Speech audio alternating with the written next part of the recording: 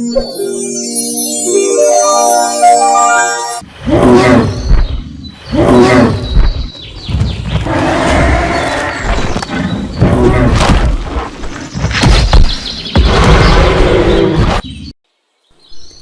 के गुजर जाने के बाद पिंकी चिड़िया हर वक्त अपने घोंसले में उदास बैठी रहती थी।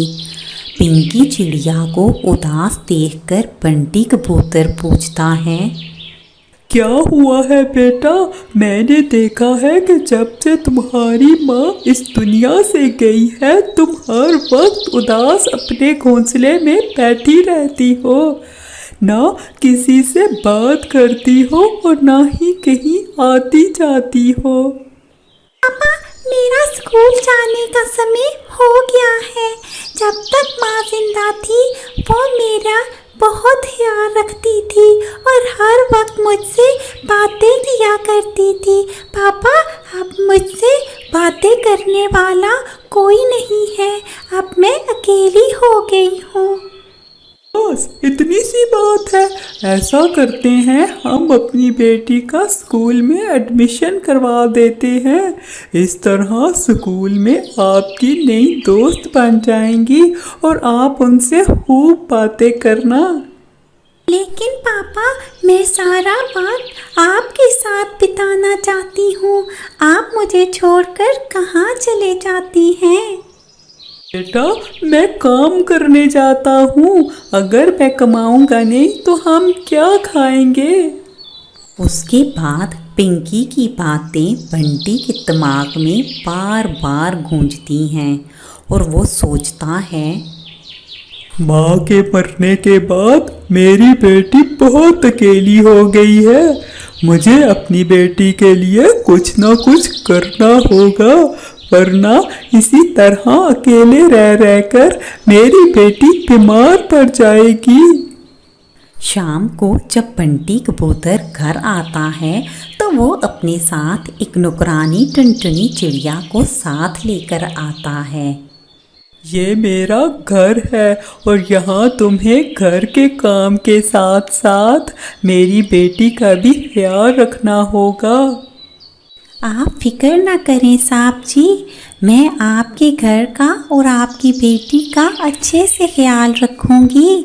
और घर तो मैंने आपका देख लिया है। अब आप जल्दी से अपनी बेटी से भी मुझे मिलवा दें। इतने में पिंकी चिड़िया भी वहीं आ जाती है। देखो बेटा, मैं तुम्हारे लिए इन आंटी को लेकर आया हूँ। ये तुमसे ढेर सारी बातें किया करेंगी और तुम्हारा खूब ख्याल रखेंगी और तुम्हें अगर किसी भी चीज़ की ज़रूरत हो तो इन्हें बता दिया करो। फिर अगले दिन बंटी कबूतर काम पर चला जाता है। पीछे से टुनटुनी चिड़िया मज़े से अपने घोंसले में सो जाती है। थोड़ी ही देर में पिंकी चिड़िया वहाँ आती है और कहती है, आंटी आंटी, मुझे बहुत ज़ोरों की भूख लगी हुई है, मुझे कुछ खाने को दे दो। आंटी आंटी, आप सुन रही हो ना? भूख की वजह से मेरे पेट में दर्द हो रहा है, जल्दी करें ना।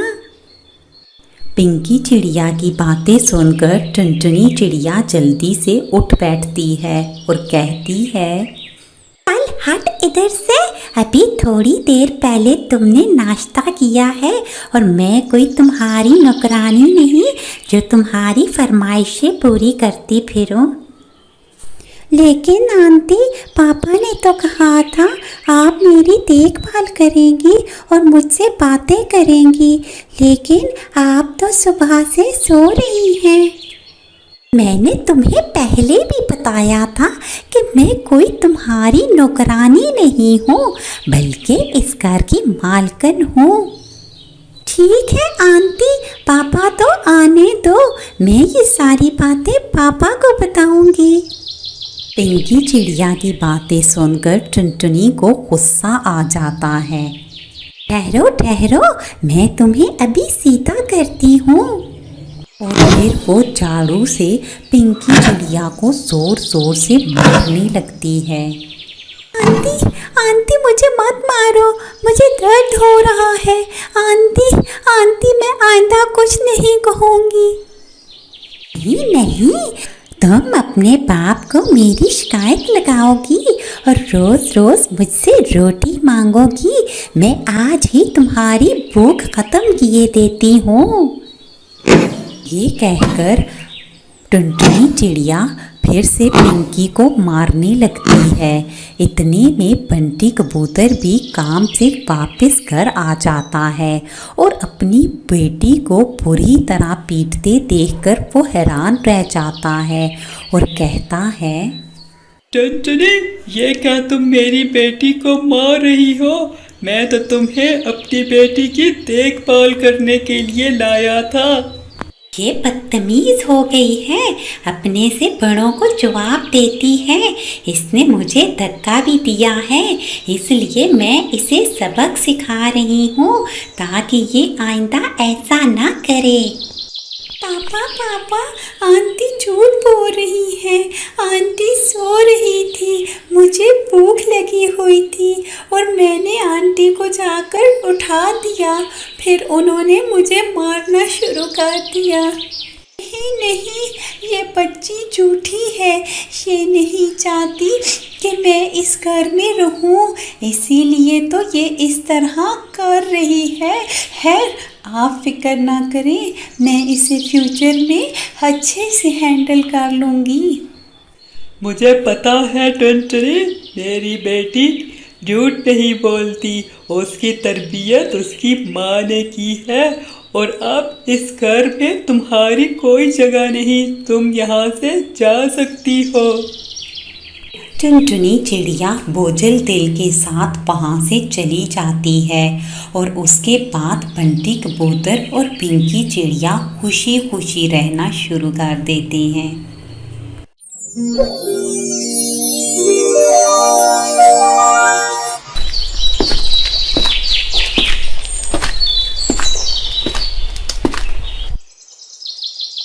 गर्मियों के मौसम में रामपुर गांव में एक टुनटुनी नाम की चिड़िया जामुन बेचा करती थी। उसके जामुन ताज़ा और मज़ेदार होते थे, इसलिए गांव के सभी पक्षी उससे जामुन खरीदना पसंद करते थे। अपने जामुन की अच्छी बिक्री होते देखकर टुनटुनी चिड़िया के दिल में लालच पैदा हो जाता है और वो सोचती है, मैं रोज इतनी तेज धूप में जंगल से दूर इस गांव में जामुन बेचने आती हूँ, लेकिन मुझे इतना मुनाफा नहीं होता। ऐसा करती हूँ, मैं इस तराजू के नीचे चंपक लगा देती हूँ। इस तरह कम जामुन तोलकर मुझे ज़्यादा फायदा होगा।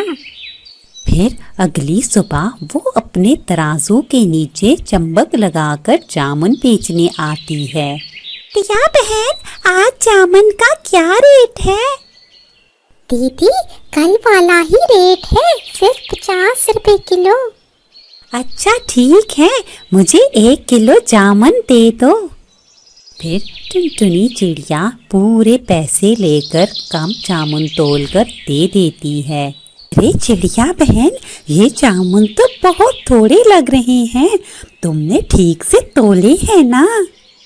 दीदी, जामुन तो मैंने आपके सामने ही तोले हैं। कम जामुन देकर मुझे क्या मिलेगा? और ऐसे भी मैं ये जामुन बेचने के लिए लाई हूँ, घर थोड़ी लेकर जाने हैं मुझे ये। इसी तरह ये सारा सिलसिला चलता रहता है।